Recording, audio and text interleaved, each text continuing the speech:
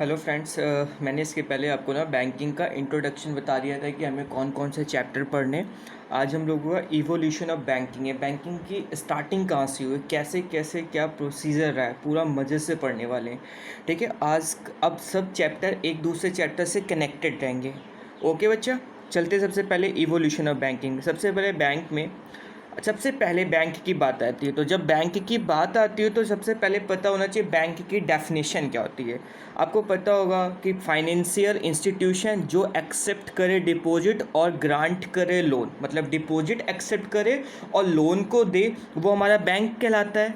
बताइए सही है कि गलत है? जहाँ तक सब लोग कहेंगे सही है, बट ये बच्चा गलत है। ऐसे तो बहुत से इंस्टीट्यूशन है जो आपको लोन भी देंगे और साथ में आपका एक्सेप्ट डिपॉजिट भी करेंगे। बैंक की डेफिनेशन में पूरा ये होता है, देखो मैंने बुकिस लैंग्वेज नहीं पढ़ाता आपको, सीधा फैक्ट पे बात करते हैं। बैंक सिंपल ध्यान रखिएगा, बैंक की डेफिनेशन आपसे कोई भी पूछेगा तो आपको बताना होगा कि बैंक वो चीज़ होती है कि जो फाइनेंशियल इंस्टीट्यूशन होता है जो एक्सेप्ट करता है डिपॉजिट, ग्रांट करता है लोन। एक तो पहली बात है क्या किया, एक्सेप्ट किया डिपॉजिट, ग्रांट किया लोन। और बैंकिंग रेगुलेशन एक्ट 1949, जिसमें किस में लिखा है ये बात, जब बैंकिंग रेगुलेशन 1949 पे लिखा है तो उसके अकॉर्डिंग हम लोग ये कह सकते हैं कि ये तीन चीज़ों की डेफिनेशन में बता दीजिए कि financial institution accept deposit grant loan. इसमें आपको ये बताना पड़ेगा ऐसा इंस्टीट्यूशन जो एक्सेप्ट करे डिपॉजिट भी और लोन भी दे, और बैंकिंग रेगुलेशन एक्ट 1949 में ये हमारा बैंक होता है। क्लियर हुआ बैंक की डेफिनेशन, बैंक है क्या। आगे चलते हैं। हिस्ट्री देखो, हिस्ट्री में क्या होता है, सबसे पहले बैंक ऑफ हिंदुस्तान आया था, 1770 में आया था। फर्स्ट इस्टेब्लिश बैंक था ये। इंडिया में जो सबसे पहला जो बैंक इस्टेब्लिश था वो 1770 में आया था, बैंक ऑफ हिंदुस्तान। और फर्स्ट कमर्शियल बैंक आया था Allahabad bank, establish by India. ये आपको पूछेगा इंडियन के थ्रू इस्टेब्लिश कौन सा बैंक हुआ था, इलाहाबाद बैंक हुआ था। और फॉरेनर के थ्रू जो फर्स्ट बैंक इस्टेब्लिश हुआ था वो बैंक ऑफ हिंदुस्तान था, और वो 1770 में आया था। ठीक है, मगर हमें याद रखना पड़ेगा कमर्शियल बैंक पूछ रहा है कि फर्स्ट इस्टेब्लिश बैंक पूछ रहा है। बहुत डाउट रहता है बच्चों को, बैंक ऑफ हिंदुस्तान भी दे देगा और इलाहाबाद बैंक भी दे देगा। इलाहाबाद बैंक देगा तो समझ लेना कि इस्टेब्लिश ऑफ इंडियन के थ्रू जो इस्टेब्लिश किया था वो इलाहाबाद बैंक है, और ये कमर्शियल बैंक है। और जो बैंक इस्टेब्लिश किया गया था फॉरेनर के थ्रू, वो फर्स्ट बैंक जो था वो बैंक ऑफ हिंदुस्तान था। चलते हैं आगे। नेक्स्ट देखो, पहले ना जो बैंक होते थे ना दो पार्ट में डिवाइड होते थे, एक स्वदेशी बैंक और एक फिरंगी बैंक। जब भी दो बैंक आए थे, क्योंकि बैंक पहले गवर्नर ऑनरशिप तो था नहीं भाई, गवर्नमेंट बॉडी तो थी नहीं, जिसका जो मन आता था वो करते थे। तो बैंक ना स्वदेशी बैंक और फिरंगी बैंक दोनों बैंक इस तरीके से काम करते थे कि दोनों बैंक चाहते थे कि हमें प्रॉफिट हो। जब प्रॉफिट हो तो इस जो स्वदेशी बैंक था वो इंडियन के थ्रू इस्टेब्लिश हुआ था, और जो फिरंगी बैंक था वो इस्टेब्लिश किया गया था फॉरेनर के थ्रू। अच्छा, ये लोग जो मैक्सिमम जो पैसा देते थे ये ना एक्सपोर्ट, जो यूएसए में जो एक्सपोर्ट होती थी चीज़ें, वहाँ पे ये पैसा लगाते थे। और ये जो बैंक की जो भी इसकी ब्रांचेस होती थी वो अर्बन एरियाज़ में ओपन होती थी, क्योंकि ऐसा होता था ये जो बैंक अपने मन से काम करते थे, क्योंकि उनको चाहिए प्रॉफिट। तो प्रॉफिट इनको कहाँ मिलेगा, अर्बन एरिया में। रूरल में तो मिलेगा नहीं, रूरल में लोगों के पास इतना पैसा तो है नहीं भाई, गाँव वाले क्षेत्र में पिछड़े एरिया में इतना पैसा तो है नहीं। तो इन्होंने अपने प्रॉफिट के लिए अर्बन एरियाज़ में इन्होंने अपने छोटे छोटे क्या ब्रांच डालना स्टार्ट किया। और इनका पूरा पैसा जो जाता था लोन के थ्रू एक्सपोर्ट होता था, यूएसए में जो भी सामान एक्सपोर्ट होता था वहाँ पे लगता था। और जो फिरंगी बैंक था इन्होंने भी पैसा इन्वेस्ट किया यूएसए के स्टॉक मार्केट में। इनका भी जो जितनी भी ब्रांचेस थी सब इनकी भी ब्रांचेस कहाँ थी, इनकी भी सारी ब्रांचेस, मैक्सिमम ब्रांचेस इनकी भी अर्बन एरियाज़ में थी, क्योंकि ये दोनों बैंक किस पे काम करते थे, इनका मेन मकसद था भाई प्रॉफिट होना। ठीक है भाई, इनका मन था जैसे मन आया वैसे रहे बस, मतलब इनको चाहिए प्रॉफिट कैसे भी मिले। आगे चलते हैं, देखते हैं क्या हुआ फिर एक हिल्टन यंग कमीशन आया। हिल्टन यंग कमीशन मतलब हिल्टन यंग ने एक 1926 में एक बात कही, गवर्नमेंट को सजेशन दिया कि हमारे पास एक ऐसी बॉडी होनी चाहिए जो बैंक को ऑन करे, मतलब बैंक को बताए कि कैसे काम करना है और कैसे चीज़ों को रेगुलेट करना है। तो उन्होंने एक बताया हमारे पास एक रिजर्व बैंक ऑफ इंडिया होनी चाहिए, और इसके पास दो अथॉरिटी होनी चाहिए, इसमें इशू करेंसी होनी चाहिए और बैंक को रेगुलेट करना। ये दोनों जिम्मेदारी ना वो आरबीआई को लेनी पड़ेगी कि कैसे बैंक पैसे को, करेंसी को इशू करना और बैंक को कैसे रेगुलेट, मगर गवर्नमेंट ने ना इनकी बातों पे बिल्कुल भी ध्यान नहीं दिया। गवर्नमेंट ने इनकी बातों पे बिल्कुल ध्यान नहीं दिया और इनको इग्नोर कर दिया एक तरीके से। फिर देखते हैं भाई आगे क्या हुआ। आगे क्या होता है कि 1926 की बात थी कि यूएसए में डिप्रेशन आ गया, यूएसए में डिप्रेशन आ गया, यूएसए में रेसेशन आ गया, यूएसए में मंदी आ गई भाई।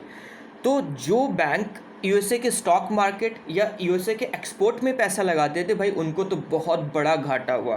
तो फिर आरबीआई ने हिल्टन यंग कमीशन पे विचार किया।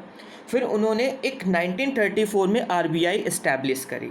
आरबीआई को तब इस्टेब्लिश किया गया जब इन्होंने ये देखा कि बैंक मनमानी काम कर रहे हैं, जो मन में आ रहा है वो कर रहे हैं। तो इन्होंने फिर गवर्नमेंट ने सोचा कि हिल्टन यंग कमीशन को ध्यान दिया जाए और जो उन्होंने बात कही है शायद उसको ऑब्जर्व किया जाए। फिर उन्होंने 1934 में आरबीआई का एक गठन बनाया, एक आरबीआई बनाई। आरबीआई का जो 1935 में एक पहले इसका हेड क्वार्टर जो था कलकत्ता था, फिर 1937 में इसको मुंबई में डायरेक्ट शिफ्ट कर दिया गया। मतलब इसका सबसे पहले जो इसका जो हेड ऑफिस था वो कलकत्ता था और बाद में 1937 में मुंबई में शिफ्ट कर दिया। फिर क्या हुआ, जब आरबीआई बना तो आरबीआई में भी बहुत सारी प्रॉब्लम आई भाई। आरबीआई बना जो प्राइवेट सेक्टर था, प्राइवेट सेक्टर्स ने आरबीआई की 90% शेयर खरीद रखे थे और गवर्नमेंट के पास सिर्फ 10% शेयर था। एक तरीके से कह सकते थे गवर्नमेंट का अभी भी हक नहीं है, कि गवर्नमेंट अभी भी जो भी बात बोलेंगी वो डिपेंड करता है आरबीआई पे माने या ना माने, क्योंकि इसमें प्राइवेट ने ऑन किया रखा है पूरा का पूरा बिजनेस, क्योंकि प्राइवेट के अकॉर्डिंग काम करेगा। जो जितना ज़्यादा शेयर्स होगा, जो जितना ज़्यादा पैसा इन्वेस्ट करेगा उसके अकॉर्डिंग काम होगा। फिर क्या हुआ, फिर गवर्नमेंट ने इस बात पे ध्यान दिया और ट्रांसफ़र ऑफ ऑनरशिप 1940। इसका मतलब ये होता है जितने भी इन्होंने 90% जो शेयर था, ये शेयर पूरा का पूरा किसने खरीद लिया, गवर्नमेंट ने खरीदा। तो जब गवर्नमेंट ने ऐसा किया कि शेयर खरीदे और इनको पैसे दिए, तो 100% से शेयर गवर्नमेंट, बाद में 100% आरबीआई किसकी होगी, गवर्नमेंट बॉडी होगी। बाद में क्या हुआ, जब इनके 90% शेयर किसने, गवर्नमेंट ने खरीद लिया, तो 100% जो हमारी आरबीआई थी वो गवर्नमेंट बॉडी हो गई। ओके, चलते हैं आगे, देखते हैं क्या हुआ। फिर देखो भाई, यदि आपने एक कोई भी आपने शॉप ओपन करी, ठीक है, और अपने पार्टनरशिप में शॉप ओपन करी, एक बंदे ने 60% लगाया, एक ने 40% लगाया, एक ने 10%, जो प्रॉफिट होगा सबको उसी के परसेंटेज के अकॉर्डिंग मिलेगा। यदि आपने पूरा का पूरा लगा रखा है तो आपके अकॉर्डिंग काम करेगा ना। आपको चाहिए ना यहाँ पे कितना सामान लाना है, क्या क्या चीज़ें आपको डिस्ट्रीब्यूट करनी है। इसीलिए हमेशा अपने ऊपर पूरी बॉडी या पूरी जितनी भी हमारी कॉन्स्टिट्यूशन है, जो भी चीज़ें हैं अपने ऊपर ऑन करनी है, तो हमें पूरा का पूरा शेयर लेना पड़ेगा। इसीलिए गवर्नमेंट ने 100% शेयर परचेज कर लिया। चलते हैं आगे। फिर नेशनलाइजेशन बाद में क्या हुआ, नेशनलाइजेशन मतलब आरबीआई का नेशनलाइजेशन हो गया 1948 में, 1949। नेशनलाइजेशन का मतलब है राष्ट्रीयकरण।